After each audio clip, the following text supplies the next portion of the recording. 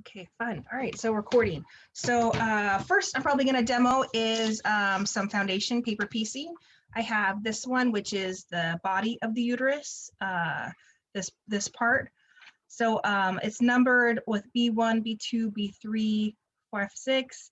So with paper piecing, you start with the first one and then you go to the second one and onwards. I turn my stitch length down to about 1.6, maybe like a 1.8 to 1.5. I have a fresh needle in my machine. And I also like to have this little add a quarter ruler, and it has this great little lip on the end here that just like that it sits in. I have a very small rotary blade cutter with a fresh blade in it. And then I have this great little cutting tool thing that's on a Lazy Susan that spins around, which makes it easier. And that's nice. And then I also have my stack of scraps here over on the edge where I can grab them. Foundation paper piecing does create a bit of extra scraps. So that's something to just let it go. I collect the bigger scraps into a basket and I do some improv stuff with it later. And the smaller scraps, I just let them go. So starting with this one, we have the middle part. So the middle part right here is the first one, so B1, and it's a little bit tricky to get those lined up. Some people like to put them up against the window. So when you sew this, the back is where the pattern's actually going to be seen, which is really cool. So you're sewing it from the back side where the line is. So I take my fabric and I line it up so that it's within my lines here, and I need at least a 1/4 inch past my line. So I usually like put it up to the light. There we go. And you can see it's back there. And it's all the way on the top and the bottom covering. It's kind of weird that that first one is where sometimes we can get tripped up. So we want the right side facing out on the back and the wrong side facing the paper. So the first one is the first place to get tripped up usually. And once you get past that, then you're fine. So I usually put it on my paper here, and I use my add a quarter ruler, the little slicey edge, the very thin edge, and I put that right on the line right here. And then I use that to fold it. And then I'll just crease it with my finger. And if I really want to be precise, I'll come in and I'll put the little quarter edge and I'll slice it off so that I have just a 1/4 edge. And then the next fabric I'm going to put on is going to be this number 2 fabric. So I'm going to pick it up, and now it's the right side facing outwards. And if this was a print, I would want the right side facing together. So right sides together. And you just want it so that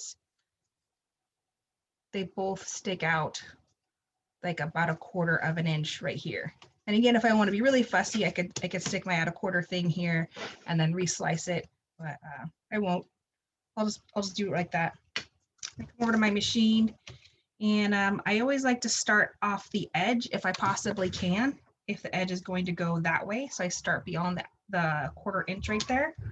And again, my stitch length is about 1.5, 1.6. And then I'm just going to stitch along the line here.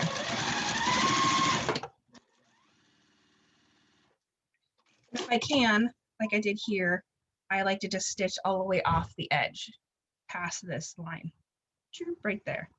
Sometimes that doesn't work. So then I come back to the thing and I flip it over and just finger press. And then the next one is this number 3. And that is also the body of the uterus. Some people find it really helpful when doing paper piecing to take a coloring pencils or crayons, or I feel like pencils are the best because they don't saturate the paper very much, and color the back end. Like I would color this a middle color, and I'd color these 2 red, and I would color these my background color for the block. My background color for this block is going to be green, so I would color these green, especially if it was a more intricate pattern and I wanted to make sure that I got my all my colors correctly, which is something I could have done in prep, but I did not. My apologies. But that's a really good trick, especially when doing an intricate paper piecing pattern, is to just color it with like colored pencils is the best. You can do it with pens, but again, it kind of saturates into the paper and then can distort the paper a little bit. So I don't recommend pens, but colored pencils. All right. And then again, I'm flip it over and how we're starting to get somewhere. Now we've got these little edges here. This is going to be the background for the whole block.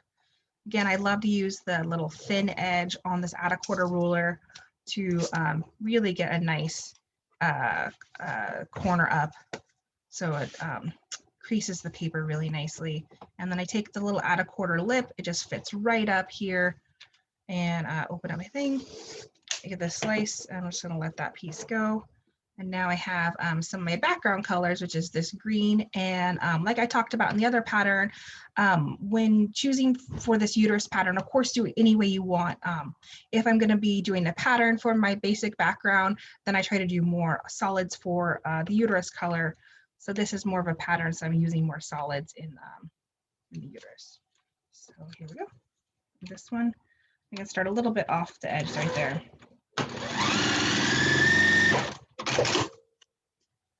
Okay, just flip it up. And then this side, the last one on this one.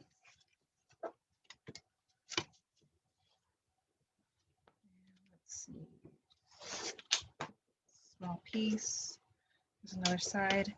And again, I could put this together and then, you know, use the add a quarter to make sure I got it's completely a quarter. But if I have a nice edge to it, then I'll just line it up somewhat with it. You want to try not to have like a bunch of bulk right here in your fabric because with paper piecing, you can get really small little corners and little small pieces. So the less bulk you can have in there, the better. This one is pretty easy. There's these are pretty big chunks, but when you get down to like really small paper piecing patterns, the less bulk is the better. So I wait till the end till I have them all sewn on there before I go and trim the edges, all the edges. If I start trimming this outside edge before I am done sewing the block, then just extra work and it wastes a lot of time. And there's no reason because it's easier just to come back and trim it with your rotary cutter because you get a really nice blade on there, a really nice cut right there. Unless it's like a huge chunk of fabric, and then I will just cut it off with my scissors, not getting that close to the edge. So I only use the add a quarter ruler to trim this edge here.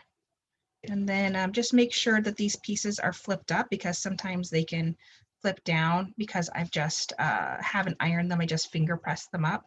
So that can happen. And that's it. And this is the last edge. Add a quarter just goes right next to it. And then we have the body of the uterus there. And then we make, and if I was doing this, I like to do everything, you know, at one time. So I would just do like all 12 of these at one time so that I could just get in the flow and it gets easier each time. And the great thing about this paper, this foundation paper, piecing paper, this like soft newsprint is that it rips really easily. You can see that it rips really great. A lot of people wait until the very end to rip the paper off. So I actually shouldn't be ripping it off, but it's fine. I'll do it later. So I leave the paper on until it's completely sewn into the block.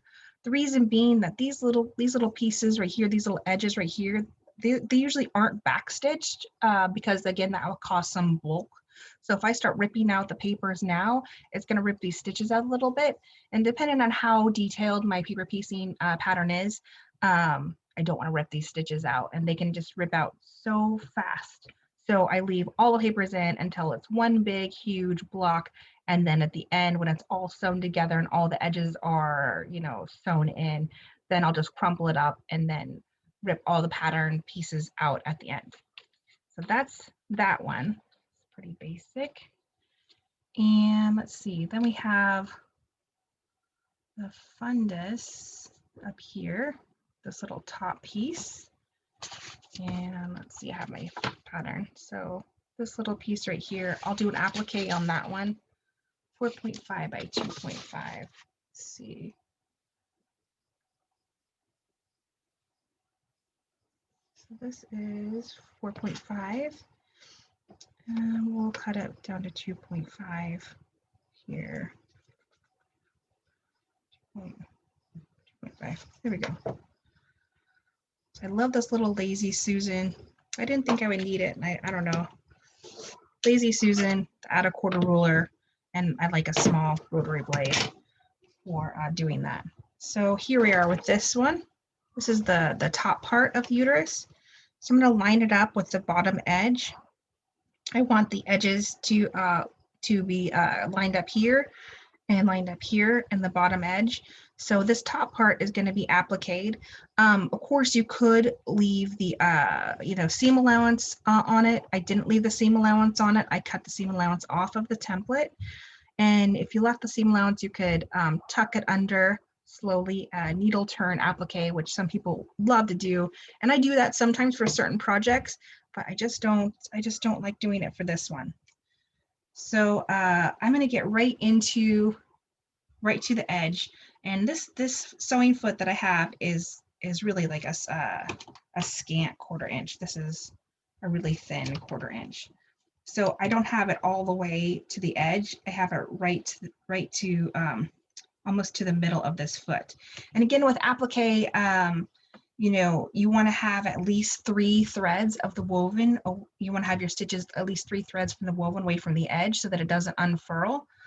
If you get a little bit close, that's fine, but it's also, it'll just fray a little bit, which is fun in the wash to have some texture, but some people don't love that.